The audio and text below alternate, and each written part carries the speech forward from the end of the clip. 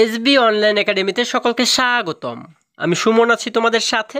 ছোট্ট বন্ধুরা, আজকে আমরা পঞ্চম শ্রেণীর ৮৪ পৃষ্ঠার মধ্যে যে অঙ্কগুলো রয়েছে এগুলোকে সবচেয়ে সহজ নিয়মে কিভাবে করে সমাধান করা যায় এই বিষয়টি শিখব। চলো তাহলে শুরু করা যাক।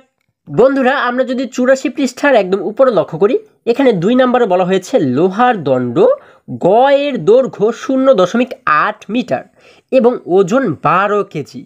পূর্বের পৃষ্ঠার রেজা অথবা মিনার ধারণা ব্যবহার করে লোহার দণ্ড গ এর প্রতি মিটারের ওজন নির্ণয় করি।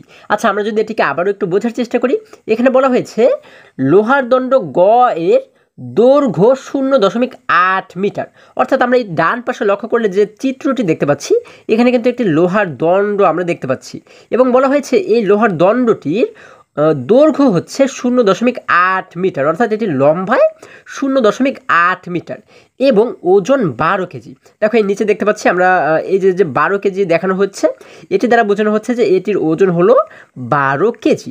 এবারে বলা হয়েছে পূর্বের পৃষ্ঠার রেজা অথবা মিনার ধারণা ব্যবহার করে লোহার দণ্ড গ এর প্রতি মিটারের ওজন নির্ণয় করো। আচ্ছা দেখো, এখানে যে আমরা দেখতে পাচ্ছি এটি লম্বায় ০.৮ মিটার, তাহলে এইখান থেকে আমাদের প্রতি মিটার অর্থাৎ এক এক মিটারের ওজন কতটুকু সেটি কিন্তু নির্ণয় করতে বলা হয়েছে। এবং কোন সূত্রে নির্ণয় করতে বলা হয়েছে? আমাদের বলা হয়েছে পূর্বের পৃষ্ঠায় রেজা অথবা মিনার যে ধারণা দেওয়া রয়েছে, তোমরা যদি পূর্বের পৃষ্ঠায় লক্ষ্য করো সেখানে দেখতে পাবে যে রেজার একটি ধারণা দেওয়া রয়েছে এবং মিনার একটি ধারণা দেওয়া রয়েছে। তাহলে এই দুইজনের যে কোনো একটির ধারণা অনুযায়ী তোমরা কিন্তু এইখান থেকে এই যে লোহার দণ্ডটি এর ১ মিটারের ওজন কত সেটিকে নির্ণয় করবে। ঠিক আছে, তোমরা আগের পৃষ্ঠায় দুজনের ধারণাটা দেখবে এবং সেখান থেকে যার ধারণাটি সহজ বলে মনে হবে সেই নিয়ম অনুসারে কিন্তু এটিকে সমাধান করবে। ঠিক আছে, এটি হচ্ছে তোমাদের কাজ। এবারে ৩ নম্বরে যদি আমরা লক্ষ্য করি, এখানে বলা হয়েছে ভাগ করো। দেখো এখানে কিন্তু আমরা কিছু ভাগ অঙ্ক দেখতে পাচ্ছি। তাহলে এইখান থেকে চলো আমরা কিছু ভাগ অঙ্ক একটু সমাধান করার চেষ্টা করি। বন্ধুরা, আমরা দেখতে পাচ্ছি ৩-এর ১ নম্বরে বলা হয়েছে ৭ ভাগ ১.৪, অর্থাৎ এই ৭কে আমাদের ভাগ করতে হবে ১.৪ দ্বারা, তাই না? তাহলে এটিকে আমরা কীভাবে করে ভাগ করতে পারি? আমরা কিন্তু শুরুতে লিখব ১.৪, আমরা শুরুতে লিখব হচ্ছে ১.৪ এবং আমরা এই ৭কে কিন্তু রাখবো এই মাঝখানে, তাই না? এরপরে আমরা চাইলে কিন্তু এরকম একটি দাগ দিয়ে উপরে উত্তরটিকে অর্থাৎ ভাগফলটিকে লিখতে পারি, আবার চাইলে কিন্তু এরকম একটি দাগ দিয়ে এই ডান পাশেও আমরা ভাগফলটিকে লিখতে পারি। আচ্ছা, আমরা যদি উপরে ভাগফলটিকে লিখি, দেখো, আচ্ছা আমরা এই দেখো এই যে ভাজকের ঘরে কিন্তু আমরা একটি দশমিক দেখতে পাচ্ছি, তাই না? কিন্তু এইখানে যে ভাজ্যর ঘর দেখতে পাচ্ছি, এই ৭-এর এইখানে কিন্তু কোনো দশমিক আমরা দেখতে পাচ্ছি না। কিন্তু আমরা কি জানি? আমরা জানি যে দেখো ৭ কিন্তু একটি পূর্ণ সংখ্যা, তাই না? আমরা জানি যে কোনো পূর্ণ সংখ্যার শেষে কিন্তু একটি দশমিক থাকে। দেখো এখানে এইখানে আমরা কিন্তু কোনো দশমিক দেখতে পাচ্ছি না, তবে এখানে দশমিক দেয়া থাকলেও এখানে একটি দশমিক রয়েছে, আর যদি এখানে কোনো দশমিক না দেয়া থাকে তাহলেও কিন্তু এখানে একটি দশমিক রয়েছে। ঠিক আছে, যে কোনো পূর্ণ সংখ্যার শেষে মানে ডান পাশে কিন্তু একটি দশমিক থাকে। আচ্ছা, এবারে দেখো আমরা জানি ভাজকের ঘরে যে দশমিক থাকে এই দশমিকটাকে কিন্তু এইখানে রাখা যায় না, তাই না? আমরা কি করি? এই যে দশমিকটা, এই দশমিকটাকে কিন্তু একদম শেষে নিয়ে আসি, তাই না? যখন এই দশমিকটি একদম শেষে চলে আসবে তখন কিন্তু এখানে একটি পূর্ণ সংখ্যা হয়ে যাবে। আচ্ছা, তাহলে দেখো আমরা এই দশমিকটা যদি এইখানে নিয়ে আসি তাহলে ও কতটি ঘরকে টপকে ডান পাশে চলে আসবে? দেখো এই মাঝে কিন্তু একটি ঘর রয়েছে, অর্থাৎ এই ৪কে টপকে কিন্তু ডান পাশে চলে আসবে। যেহেতু একটি ঘরকে টপকে ডান পাশে চলে আসবে, তার মানে এইখানে যে দশমিকটা রয়েছে, দেখো এখানে কিন্তু আমরা এমনি কোনো দশমিক দেখতে পাচ্ছি না, তাই না? আমরা মনে মনে ধরে নিচ্ছি যে এইখানে দশমিক রয়েছে। তাহলে এইখানে যে দশমিকটা রয়েছে ও কিন্তু ওর ডান পাশের একটি ঘরকে টপকে তার ডান পাশে চলে আসবে। ঠিক আছে, আমাদের এখানে বোঝার বিষয় হচ্ছে এটি যে এই দশমিকটা যে কয় ঘরকে টপকে ডান পাশে চলে আসবে এই দশমিকও সেই কয় ঘরকে টপকে ডান পাশে চলে আসবে। যেমন দেখো ও কিন্তু ১ ঘরকে টপকে এই ডান পাশে চলে আসলো, ঠিক তাই না? আমরা এই দশমিকটাকে এখানে নিয়ে আসলাম, এখন কিন্তু এখানে আর দশমিক নেই। তাহলে এই দশমিকটা কী করবে? আরও ১ ঘরকে, ও কিন্তু ১ ঘরকে টপকে ডান পাশে চলে আসবে। তাহলে দেখো আমরা দেখতে পাচ্ছি এই ৭-এর এই পাশে কিন্তু আর কোনো সংখ্যা বা কোনো অঙ্ক কিন্তু নেই। তাহলে কীভাবে করে ১ ঘরকে টপকে ও ডান পাশে চলে আসবে? দেখো খুবই সহজ একটি বিষয়, যখন কোনো সংখ্যা বা কোনো অঙ্ক এখানে না থাকবে তখন আমরা কি করব? এখানে একটি শূন্য মনে মনে কিন্তু ধরে নিতে পারি। হ্যাঁ, এখানে কিন্তু আমরা একটি শূন্য বসিয়ে দিতে পারি। আচ্ছা, যেহেতু আমাদের এক ঘরকে টপকাতে হবে যার কারণে আমরা একটি শূন্য দিলাম। যদি আমাদের দুই ঘরকে টপকাতে হতো তাহলে আমরা দুইটি শূন্য দিতাম। যে কয় ঘরকে টপকাতে হবে সেই কয়টি শূন্য কিন্তু আমরা এখানে ব্যবহার করতে পারি। ঠিক আছে, তাহলে এইখানে আগে ছিল দশমিকটা, এখন এক ঘরকে টপকে এখন কিন্তু চলে আসলো এইখানে, তাই না? এখন এইখানে আমরা দশমিক দিলেও সমস্যা নেই, না দিলেও কোনো সমস্যা নেই। আচ্ছা, তাহলে এবারে এইখানে আমরা পাচ্ছি কত? এখানে কিন্তু পাচ্ছি আমরা 14। দেখো 1 এবং 4 মিলে হয়ে গেল 14, এবং এইখানে পাচ্ছি আমরা 70। এখন যদি আমরা ভাগ করি, দেখো তো 14 দ্বারা আমরা 70কে কয়বার ভাগ করতে পারি? আমরা যদি একটু আলাদা জায়গাতে 14 সঙ্গে দেখি যে কোন সংখ্যাকে গুণ করলে আমরা 70-এর সবচাইতে কাছের সংখ্যাটিকে পেতে পারি, আমরা একটু আলাদা জায়গাতে কিন্তু এই হিসেবটিকে করব। ঠিক আছে, আমরা যদি 14-র সঙ্গে যদি দেখি 5কে আমরা একটু গুণ করে দেখি কত হয়। দেখো তো আমাদের কিন্তু 70-এর সবচাইতে কাছের সংখ্যাটিকে বানাতে হবে, তাই না? আমরা যদি গুণ করি, 4 এবং 5কে গুণ করলে হয় 4 5 20, 20-এর শূন্যকে লিখলাম, এখানে হাতে থাকে হচ্ছে আমাদের 2, 5 এবং 1কে গুণ করলে হয় হচ্ছে 5 1 5, 5-এর সাথে হাতের এই 2কে যদি আমরা যোগ করি, 5 এবং 2 মিলে হয়ে যায় 7। দেখো আমরা কিন্তু একদম 70 পেয়ে যাচ্ছি, তার মানে এটির সঙ্গে কিন্তু আমাদের মিলে যাচ্ছে, তাই না? এখন 14-র সঙ্গে কতকে গুণ করে আমরা 70 পাচ্ছি? 5কে গুণ করে কিন্তু 70 পাচ্ছি, যার কারণে 5কে লিখবো হচ্ছে আমরা কোথায়? আমরা কিন্তু 5কে লিখবো উত্তরের ঘরে। এবং এই যে 70 আমরা পাচ্ছি, 5 14 70, এই 70কে কিন্তু লিখবো আমরা এইখানে। দেখো 5 14 70, আমরা নিচে লিখলাম 70। এখন এই উপরে 70 থেকে নিচে 70কে বিয়োগ করলে কিন্তু আর কিছুই থাকে না, মানে শূন্য। তার মানে কিন্তু আমাদের ভাগ করা হয়ে গেছে, তাই না? আমরা উত্তর পাচ্ছি কত? আমরা কিন্তু উত্তর পাচ্ছি শুধুমাত্র 5। দেখো কত সহজে আমরা এই অঙ্কটিকে সমাধান করে ফেললাম। আমরা উত্তর দিয়ে লিখবো হচ্ছে 5। আশা করি সকলে তোমরা খুবই সহজে এই অঙ্কটি বুঝতে পেরেছো। এবারে যদি আমরা একই রকমভাবে 3 নম্বর অঙ্কটিকে একটু সমাধান করার চেষ্টা করি, দেখো এখানে 3 নাম্বার বলা হয়েছে 48 ভাগ 1.2, অর্থাৎ 48কে আমাদের ভাগ করতে হবে এবারে 1.2 দ্বারা, তাই না? যার কারণে আমরা কিন্তু শুরুতে লিখবো 1.2। দেখো আমরা শুরুতে লিখলাম 1.2, এবং এই 48কে কিন্তু আমরা এখানে মাঝে রেখে দেবো, আমরা লিখবো 48। এবার উপরে একটি দাগ দিয়ে আমরা যদি তার উপরে উত্তরটিকে অর্থাৎ ভাগফলটিকে লিখে, দেখো আমরা এবারে কি করব? ঠিক আগের অঙ্কের মতোই আমরা দেখতে পাচ্ছি এখানে কিন্তু ভাজকের ঘরে একটি দশমিক রয়েছে, এই দশমিকটাকে আমরা কি করব? একদম শেষে নিয়ে আসবো, তাই না? তাহলে এটি একটি পূর্ণ সংখ্যা হয়ে যাবে। আচ্ছা, এখন এই দশমিকটা যদি একদম শেষে চলে আসে তাহলে কতটি সংখ্যাকে টপকেও শেষে চলে আসবে? ও কিন্তু একটি সংখ্যা, মানে একটি অঙ্ককে টপকে কিন্তু এই শেষে চলে আসবে। তাহলে দেখো এক সংখ্যাকে টপকেও এইখানে চলে আসলো, এখন কিন্তু এইখানে আর দশমিকটা নেই। তাহলে এই দশমিক যেহেতু এক সংখ্যাকে টপকে ডান পাশে চলে আসলো, যার কারণে এইখানে যে দশমিকটা রয়েছে, দেখো এখানে কিন্তু আমরা দেখতে পাচ্ছি শুধুমাত্র 48। 48কে একটি পূর্ণ সংখ্যা, এবং আমরা জানি যে কোনো পূর্ণ সংখ্যার ডান পাশে কিন্তু একটি করে দশমিক থাকে, তাহলে এইখানেও কিন্তু একটি দশমিক রয়েছে, তাই না? এখন এই দশমিকটাও কি হবে? ও যেহেতু এক সংখ্যাকে টপকে ডান পাশে চলে আসলো, তার মানে এই দশমিকটাও এক সংখ্যাকে টপকে ডান পাশে চলে আসবে। তাহলে ওর ডান পাশে কিন্তু কোনো সংখ্যা নেই, তাহলে আমরা কি করতে পারি? আমরা কিন্তু যেহেতু এক সংখ্যাকে টপকাতে হবে, যার কারণে এখানে কিন্তু একটি শূন্য আমরা দিতে পারি, তাই না? আচ্ছা, এইখানে দেখো আগে ছিল দশমিকটা এইখানে, এখন এক সংখ্যাকে টপকে এই পাশে দশমিকটা চলে আসলো, তাহলে দেখো এইখানে কিন্তু এখন হয়ে গেল 1 এবং 2 মিলে 12, এবং এইখানে কিন্তু মোট হয়ে গেল 480। এবারে যদি 12 দ্বারা 480কে আমরা ভাগ করি, দেখো আমরা শুরুতে কি করব? আমরা শুরুতে 12কে আমরা কি করব? 12 দ্বারা আমরা এক অঙ্ককে ভাগ করার চেষ্টা করবো। এখানে এক অঙ্ক মানে কত? এক অঙ্ক মানে কিন্তু 4, তাই না? আচ্ছা দেখো তো এক অঙ্ককে আমরা ভাগ করতে পারি কিনা? 4কে কিন্তু 12 দ্বারা ভাগ করতে পারি না। তারপরে আমরা দেখবো কি 2 অঙ্ককে ভাগ করা যায় কিনা। 2 অঙ্ক মানে কি? 4 এবং 8, 4 এবং 8 মিলে হয়েছে 48। এই 48কে যদি আমরা 12 দ্বারা ভাগ করার চেষ্টা করি, দেখো তো ভাগ করা যায় কিনা। আমরা যদি একটু 12 ঘরের নামতা পড়ি, আমরা জানি 12 একে 12, 12 দুগুণে 24, 3 12 36, 4 12 48। দেখো এই 48-এর সঙ্গে কিন্তু মিলে যাচ্ছে, তাই না? অর্থাৎ 12 সঙ্গে কতকে গুণ করে আমরা 48 পাচ্ছি? 4কে গুণ করে, যার কারণে উত্তরের ঘরে কিন্তু আমরা লিখবো 4। 4 12 হয় 48, আমরা নিচে লিখে দেবো 48। এবারে এই দেখো 48 থেকে নিচের 48কে বিয়োগ করলে যেহেতু শূন্য হয়, আমরা জানি শুরুতে কখনোই শূন্য লিখতে হয় না। আচ্ছা, এরপরে এই যে পাশে শূন্যটা রয়েছে, এই শূন্যটা কিন্তু আমাদের বাকি রয়ে যায়, তাই না? এই শূন্যকে যদি আমরা সরাসরি নিচে নামিয়ে নিয়ে আসি, এখন এই শূন্যকে যদি আমরা 12 দ্বারা ভাগ করি, কয়বার ভাগ করা যাবে? দেখো আমরা যদি 12 সঙ্গে 1কে গুণ করি তাহলে কিন্তু 12 একে 12 হয়ে যায়, তার মানে এই শূন্যর চাইতে বড় হয়ে যায়, তাই না? তাহলে 12 সঙ্গে কতকে গুণ করলে আমরা শূন্য পাই? আমরা কিন্তু একমাত্র 12 সঙ্গে শূন্যকে গুণ করলে পাই 12 শূন্য গুণে শূন্য, তাই না? আমাদের কিন্তু এবারে শূন্যই বানাতে হবে, যার কারণে এইখানে আমরা কি করব? 12 সঙ্গে শূন্যকে গুণ করব। দেখো 0 এবং 12কে গুণ করলে হয় 12 শূন্য গুণে শূন্য, আমরা নিচে লিখে দিলাম শূন্য। এবারে এই শূন্য থেকে নিচের শূন্যকে বিয়োগ করলে কিন্তু আর কিছুই থাকে না, মানে শূন্য। তার মানে এখানে প্রত্যেকটি অঙ্ককে কিন্তু আমাদের ভাগ করা হয়ে গেল। আমরা উত্তর পাচ্ছি কত? উত্তর পাচ্ছি 40। এটি হচ্ছে কি আমাদের উত্তর। আমরা উত্তর দিয়ে লিখে দেব 40। আশা করি সকলেই তোমরা এই অঙ্কটিও খুবই সহজেই বুঝতে পেরেছো। এবারে যদি আমরা এখান থেকে আরও কিছু অঙ্ক সমাধান করার চেষ্টা করি, দেখো আমরা দেখতে পাচ্ছি 3-এর 5 নম্বরে বলা হয়েছে 36 ভাগ 0.6। আচ্ছা, এটিকে আমরা কিভাবে করে সমাধান করব?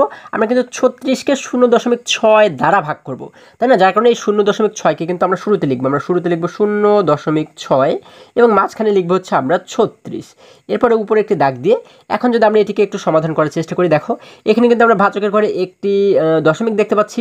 এই দশমিকটাকে কী করবে? একদম ডান পাশে নিয়ে আসবো এবং এই যে 36 আমরা দেখতে পাচ্ছি, 36 কিন্তু একটি পূর্ণ সংখ্যা। এর ডান পাশে কিন্তু আমরা কোনো দশমিক দেখতে পাচ্ছি না, কিন্তু আমরা জানি যে কোনো পূর্ণ সংখ্যার ডান পাশে একটি দশমিক থাকে, তাই না? তার মানে এই 36-এর এই পাশেও কিন্তু একটি দশমিক রয়েছে, তাই না? এটি লিখলেও রয়েছে এবং দশমিকটা যদি আমরা নাও লিখে তারপরেও এখানে একটি দশমিক রয়েছে। আচ্ছা, এখন এই দশমিক যদি একদম আমরা ডান পাশে নিয়ে আসি, তাহলে কতটি সংখ্যাকে টপকেও ডান পাশে চলে আসবে? দেখো এক সংখ্যাকে টপকে কিন্তু ডান পাশে চলে আসবে। আচ্ছা, তাহলে এই দশমিকটি এক সংখ্যাকে টপকে ডান পাশে চলে আসলো, তার মানে এইখানে যে দশমিক রয়েছে সেও কিন্তু এক সংখ্যাকে টপকে ডান পাশে চলে আসবে। তাহলে ওর ডান পাশে কিন্তু আর কিছুই নেই, তাহলে আমরা এখানে কি দিতে পারি? যেহেতু এক সংখ্যাকে টপকাতে হবে, যার কারণে কিন্তু আমরা একটি শূন্য এখানে দিতে পারি, তাই না? তার মানে আগে ছিল এইখানে দশমিক, এবারে এক সংখ্যাকে টপকে যখন এইখানে চলে আসলো, এখন কিন্তু দশমিক হয়ে গেল এইখানে, তাই না? একদম শেষে। তাহলে দেখো আমরা এখানে পাচ্ছি 0 এবং 6। 0 এবং 6কে কিন্তু আমরা বলতে পারি শুধুমাত্র 6, কারণ আমরা জানি যে কোনো সংখ্যার শুরুতে যে শূন্য থাকে এটির কিন্তু কোনো দাম থাকে না। তাহলে আমরা এখানে পাচ্ছি শুধুমাত্র 6 এবং এখানে পাচ্ছি কিন্তু 360। এবার এই 360কে যদি 6 দ্বারা আমরা ভাগ করি, দেখো আমরা 6 দ্বারা প্রথমে এই একটি অঙ্ককে যদি ভাগ করার চেষ্টা করি, দেখো একটি অঙ্ক রয়েছে 3কে কিন্তু 6 দ্বারা ভাগ করা যাবে না। তাহলে আমরা কি করব? দুটি অঙ্ককে ভাগ করব। তাহলে 3 এবং 6 মিলে এই দুটি অঙ্ক মিলে হয়ে গেল কত? এই দুটি মিলে কিন্তু হয়ে গেল 36। এবারে দেখো তো 36কে যদি আমরা 6 দ্বারা ভাগ করি, কয়বার ভাগ করা যায়? আমরা জানি 6 6 36, অর্থাৎ 6-এর সঙ্গে যদি আরও 6কে গুণ করি তাহলে হয়ে যাবে 6 6 36। দেখো এই 36-এর সঙ্গে কিন্তু মিলে যাচ্ছে, তাই না? এখন এই 36 থেকে নিচে 36কে বিয়োগ করলে আর কিছুই থাকে না, মানে শূন্য। আমরা জানি শুরুতে কখনোই শূন্য লিখতে হয় না। এবারে এই যে শূন্যটা আমরা দেখতে পাচ্ছি, এটি কিন্তু এখনও ভাগ করা বাকি রয়ে গেছে, তাই না? এখন এই শূন্যটাকে আমরা সরাসরি নিচে নামিয়ে দিতে পারি। এবার এটিকে যখন নিচে নামিয়ে দিলাম, এখন কিন্তু আমাদের এইখানেই ভাগ করা হয়ে যায়নি, কারণ এই শূন্যটাকেও কিন্তু আমাদের ভাগ করতে হবে, তাই না? আচ্ছা, এখন দেখো তো 6-এর সঙ্গে কতকে গুণ করলে আমরা শূন্য পাই? আমরা কিন্তু একমাত্র 6-এর সঙ্গে শূন্যকে গুণ করলে পাই 6 শূন্য গুণে শূন্য, তাই না? কারণ আমরা জানি শূন্যের সঙ্গে যাকেই গুণ করি না কেন উত্তর শূন্যই হয়। তাহলে 6 শূন্য গুণে হয় শূন্য, আমরা নিচে লিখে দিলাম শূন্য। এবার দেখো এই শূন্য থেকে নিচে শূন্যকে বিয়োগ করলে কিন্তু আর কিছুই থাকে না, মানে শূন্য। তাহলে আমাদের কিন্তু এখানে প্রত্যেকটি অঙ্ককে ভাগ করা হয়ে গেল। এখন আমরা উত্তর পাচ্ছি কত? উত্তর পাচ্ছি কিন্তু 60। তাহলে আমরা উত্তর দিয়ে লিখে দিতে পারি 7। দেখো এখানে প্রত্যেকটি অঙ্ক আমরা কত সহজে সমাধান করে ফেললাম। আশা করি সব কয়টি অঙ্ক তোমরা খুবই সুন্দরভাবে এবং খুবই মজায় মজায় শিখতে পেরেছো। বন্ধুরা, এবার যদি আমরা আবারও বইয়ের কাছে ফিরে যাই, দেখো এখানে 3 নম্বরে বাকি যে অঙ্কগুলো রয়েছে এগুলো কিন্তু আমাদের ঠিক একই রকম নিয়ম অনুসরণ করে সমাধান করতে হবে। হ্যাঁ, তোমরা কিন্তু এই বাকি অঙ্কগুলো এই নিয়ম অনুসরণ করে সমাধান করবে, ঠিক আছে? আচ্ছা, এরপরে যদি আমরা আরেকটু নিচে লক্ষ্য করি, দেখো এখানে 1 নম্বরে বলা হয়েছে নিচের হিসাবগুলো করি ভাগফল হিসাবে আমরা কি পাই? আচ্ছা দেখো এখানে কিন্তু আমরা 3টি অঙ্ক দেখতে পাচ্ছি। দেখো 1 নম্বর অঙ্ক, 2 নম্বর অঙ্ক, 3 নম্বর অঙ্ক। এখন বলা হয়েছে নিচের হিসাবগুলো করি ভাগফল হিসাবে আমরা কি পাই? দেখো 1 নম্বর যে অঙ্কটি এখানে বলা হয়েছে 2.4 ভাগ 4। এই অঙ্কটিকে যখন আমরা সমাধান করলাম, দেখো একটু নিচে লক্ষ্য করলে আমরা কিন্তু এটির উত্তর দেখতে পাচ্ছি। অর্থাৎ 2.4কে যখন আমরা ভাগ করলাম 4 দ্বারা, তখন উত্তর পেয়েছি 0.6। হ্যাঁ, তোমরা কিন্তু চাইলে আলাদা জায়গাতে ভাগটি করে দেখতে পারো। আবার আমরা এই যে 24.40 দেখতে পাচ্ছি, দেখো এটিকে যখন সমাধান করেছি তখনও কিন্তু আমরা পেয়েছি 0.6, অর্থাৎ এটির সঙ্গে এটির উত্তর কিন্তু মিলে যাচ্ছে। আবার 1.2কে যখন আমরা ভাগ করেছি 2 দ্বারা, তখনও কিন্তু আমাদের উত্তর হয়েছে 0.6, অর্থাৎ এই 3টি জায়গাতেই কিন্তু আমাদের একই রকম উত্তর হয়েছে। আচ্ছা, তাহলে দেখো একই রকম উত্তর কেন হলো? আমাদের কি বলা হয়েছে? আমাদের বলা হয়েছে তোমরা কিন্তু আলাদা জায়গাতে চাইলে এই ভাগগুলো করে দেখতে পারো। আচ্ছা, আমি যদি তোমাদেরকে একটি ভাগ করে দেখাই, এই 3টি থেকে যদি একটি ভাগ আমরা করে দেখাই, দেখো বন্ধুরা আমরা দেখতে পাচ্ছি 1 নম্বরে বলা হয়েছে 2.4 ভাগ 4, অর্থাৎ 2.4কে কিন্তু আমাদের এই 4 দ্বারা ভাগ করতে হবে। যার কারণে এই 4কে কিন্তু আমরা লিখব শুরুতে এবং আমরা মাঝখানে লিখব 2.4। এবার যদি আমরা ভাগ করি, দেখো আমরা এই যে ভাজকের ঘর, এই ভাজকের ঘরে এখন কিন্তু কোনো দশমিক দেখতে পাচ্ছি না, কিন্তু এই ঘরে কিন্তু আমরা একটি দশমিক দেখতে পাচ্ছি। তাহলে এটিকে আমরা কীভাবে করে সমাধান করব? আমরা এখানে যে দশমিক রয়েছে, দশমিকের আগের যে অঙ্কটি এটিকে কিন্তু আলাদাভাবে আমরা সমাধান করার চেষ্টা করব। অর্থাৎ দশমিকের আগে কিন্তু আমরা দেখতে পাচ্ছি এখানে রয়েছে 2। এই 2কে যদি আমরা 4 দ্বারা ভাগ করি কয়বার ভাগ করতে পারবো দেখো, আমরা যদি আমরা 4-এর সঙ্গে 1কে গুণ করি তাহলে হয়ে যায় 4 1 4, অর্থাৎ এই 2-এর চাইতে কিন্তু বড় হয়ে যায়, তাই না? 4-এর সঙ্গে 1কে গুণ করলে যেহেতু 2-এর চাইতে বড় হয়ে যায়, যার কারণে 4-এর সঙ্গে আমরা কতকে গুণ করতে পারি? 4-এর সঙ্গে কিন্তু আমরা 0কে গুণ করতে পারি, তাই না? আচ্ছা, এবার দেখো 4 এবং 0কে গুণ করলে হয় 4 0 গুণে 0। এই 0 কিন্তু 2-এর চাইতে ছোট, যার কারণে কিন্তু আমরা 4কে 0 দ্বারা গুণ করতে পারি, তাই না? আমরা গুণ করে পেলাম 4 0 গুণে 0, এখানে লিখলাম 0। এবারে 2 থেকে নিচের এই 0কে যদি বিয়োগ করে দিই, আমরা জানি 2 থেকে 0 চলে গেলে কিন্তু আমাদের 2 থেকে যে আমরা লিখে দিলাম 2। এবারে এই পাশে যে দশমিকটা রয়েছে, দশমিকটাকে আমরা সরাসরি উত্তরের ঘরে নিয়ে যাব, ঠিক আছে? যখন আমরা দশমিকটাকে এইখানে নিয়ে গেলাম, এবারে কিন্তু আমরা এখন এই পাশে যে 4 রয়েছে 4-এর কাছে আমরা যেতে পারবো, তাই না? এই 4কে এবারে কী করবো, 4কে কিন্তু সরাসরি নিচে আমরা নামিয়ে দেবো। এখন দেখো 2 এবং 4 মিলে হয়ে গেল 24। এখন এই 24কে যদি 4 দ্বারা আমরা ভাগ করি তাহলে কত হয়? আমরা জানি 4 6 24। আমরা যদি 4-এর ঘরে নামতে পারি তাহলে আমরা পেয়ে যাব 4 6 24, তাই না? 4-এর সঙ্গে 6কে গুণ করলে হয় 4 6 24। দেখো এই 24-এর সঙ্গে কিন্তু মিলে যাচ্ছে। এবার এই উপরে 24 থেকে নিচে 24কে বিয়োগ করলে কিন্তু আর কিছুই থাকে না, মানে 0। আমরা উত্তর পাচ্ছি কত? 0.6। এটি হচ্ছে আমাদের উত্তর। এখন দেখো আমরা যদি আবারও বইয়ের কাছে ফিরে যাই, বইতেও আমাদের কিন্তু ঠিক সেই একই উত্তরই দেখানো হয়েছে। দেখো আমরা যখন 2.4কে ভাগ করলাম 4 দ্বারা, উত্তর পেয়েছি 0.6। এটি হচ্ছে কি আমাদের উত্তর। আচ্ছা, এবারে দেখো এই 3টি জায়গাতে যেহেতু আমরা একই রকম উত্তর পেয়েছি, এটি আমরা কীভাবে করে পেলাম এই বিষয়টি দেখো যদি আমরা একটু বোঝার চেষ্টা করি।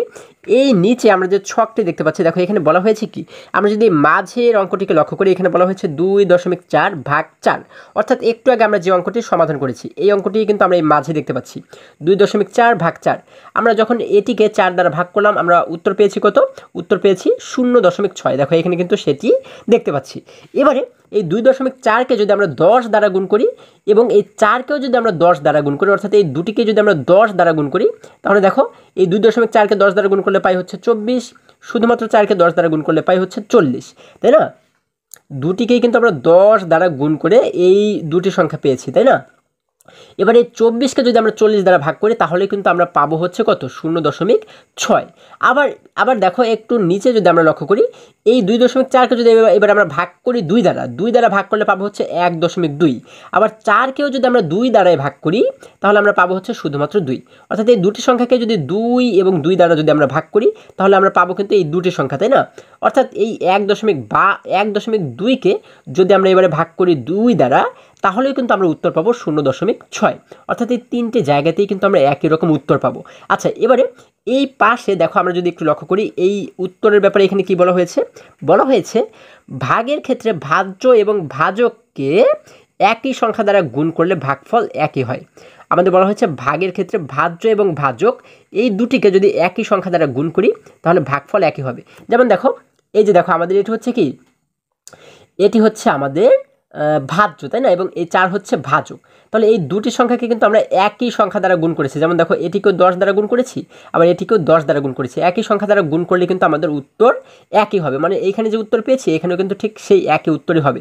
আবার এই ভাজ্য এবং ভাজককে আমরা যদি একই সংখ্যা দ্বারা ভাগ করি, যেমন এটিকেও 2 দ্বারা ভাগ করেছি, এটিকেও 2 দ্বারা ভাগ করেছি, একই সংখ্যা দ্বারা যদি ভাগ করি তাহলেও কিন্তু উত্তর সেই একই হবে, অর্থাৎ এটির মতোই হবে। দেখো যার কারণে কিন্তু আমরা 3টি জায়গাতেই একই রকম উত্তর দেখতে পাচ্ছি।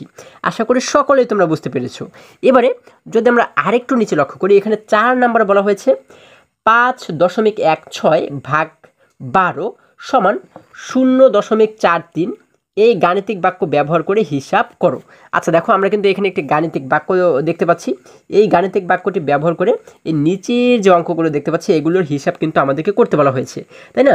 তাহলে চলো আমরা 1 নাম্বার যে অঙ্কটি এটিকে যদি একটু সমাধান করার চেষ্টা করি।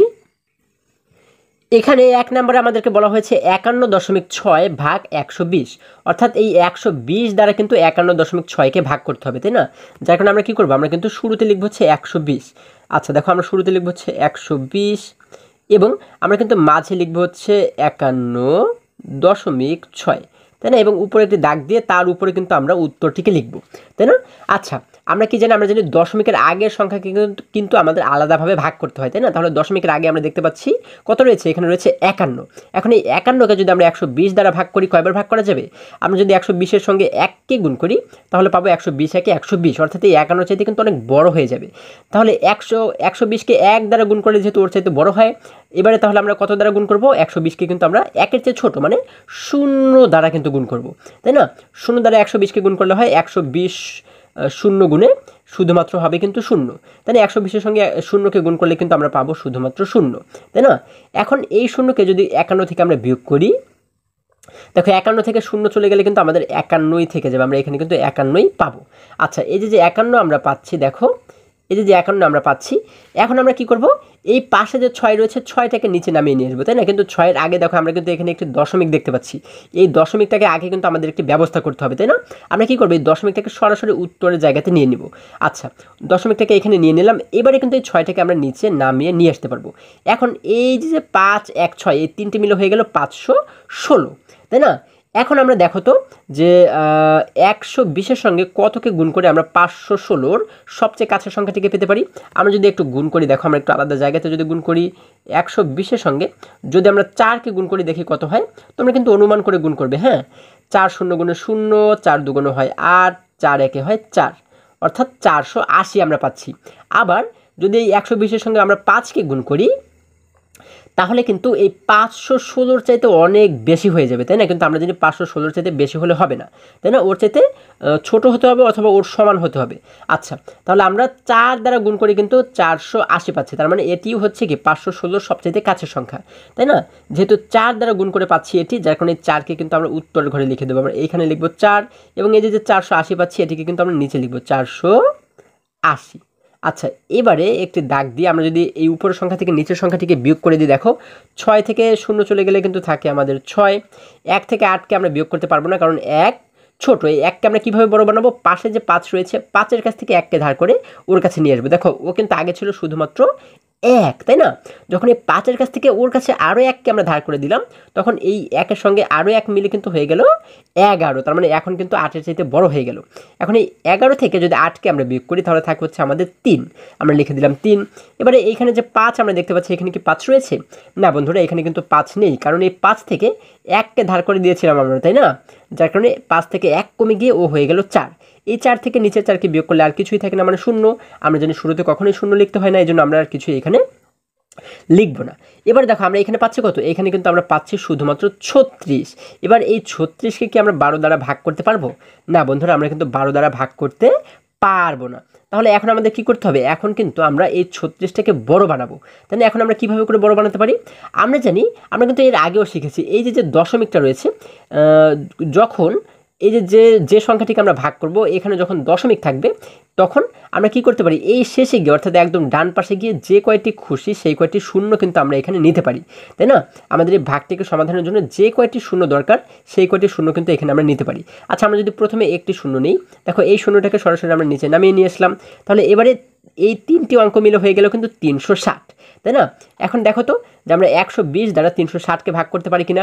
120-এর সঙ্গে কতকে গুণ করলে আমরা 360 পাই? দেখো আমরা যদি একটু আলাদা জায়গাতে গুণ করি, 120-এর সঙ্গে, দেখো আমরা যদি 120-এর সঙ্গে যদি আমরা এবারে 3কে গুণ করি দেখি কত হয়।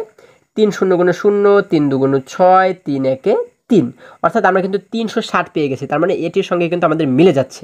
তাহলে কত দ্বারা গুণ করে আমরা 360 পাচ্ছি? 3 দ্বারা, যার কারণে উত্তরের ঘরে আমরা লিখে দেবো 3, এবং নিচে লিখে দেবো 120 এবং 3 মিলে হয়ে যায় হচ্ছে 360, অর্থাৎ এই নিচে লিখে দেবো কিন্তু আমরা 360। এখন এই 360 থেকে নিচের 360কে বিয়োগ করলে কিন্তু আমাদের আর কিছুই থাকে না, মানে 0, আমরা নিচে লিখে দেবো 0, তাই না? তার মানে কিন্তু আমাদের এই ভাগটিকে সমাধান করা হয়ে গেল। আমরা উত্তর পাচ্ছি কত? 0.43, এটি হচ্ছে কি আমাদের উত্তর। এবার দেখো আমরা যে উদ্দীপকটি দেখতে পাচ্ছি, এখানে আমাদের উত্তর দেওয়া রয়েছে কত? 0.43। আমাদের এটির সঙ্গে কি এটি মিলেছে? হ্যাঁ, এটির সঙ্গে কিন্তু আমাদের এটি মিলে গেছে, তাই না? একই রকমভাবে বাকি যে অঙ্কগুলো রয়েছে এগুলোও কিন্তু যখন তোমরা সমাধান করবে তখনও তোমাদের উত্তর হবে 0.43, অর্থাৎ এটির মতো, অর্থাৎ একই রকম উত্তরই কিন্তু হবে, ঠিক আছে? তাহলে তোমাদের কাজ হচ্ছে তোমরা এই বাকি দুটি অঙ্ক একই রকমভাবেই সমাধান করবে।